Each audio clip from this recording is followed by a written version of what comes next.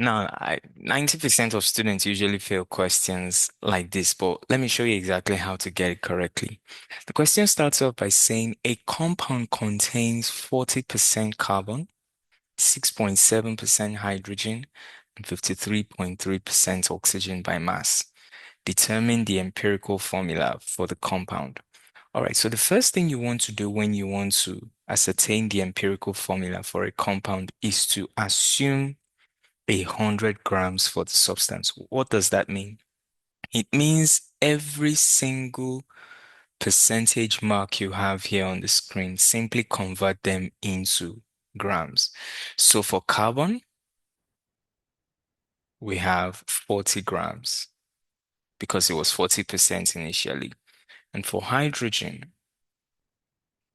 we have 6.7 grams.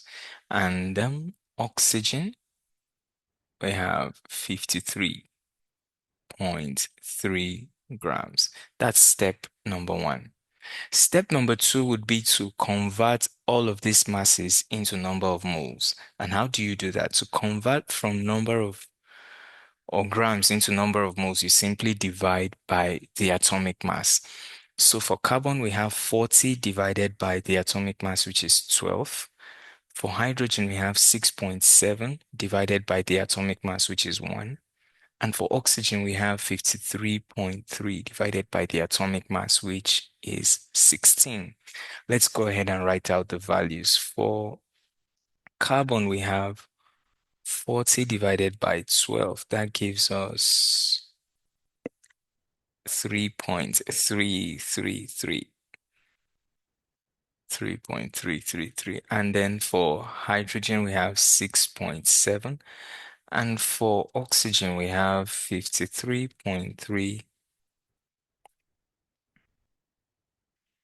divided by 16. We have 3.3 as well. So the next step would be to divide through by the smallest number. Now, among all three, we can see that the smallest number happens to be 3.333 over here. So let's go ahead and do that. Allow me to clear up my board a bit. So we have carbon, hydrogen, and oxygen. Here we have 6.7, 3.333, and 3.333. So if we divide through by the smallest number, that will be 3.333, 3.333, and same thing for this point, 3.333. This cancels this, we have 1. This cancels this, we also have 1.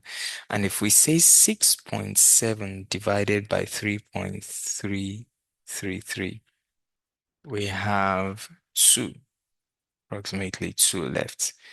So altogether we have 1, 2, and 1. Now the final step would be to assign each ratio value to each element. 1 goes to carbon, 2 goes to hydrogen, and 1 goes to oxygen. Finally, we have CH2O. This is the empirical formula for the compound. I hope you got value for this. If you did, please do well to like, share, and follow for more.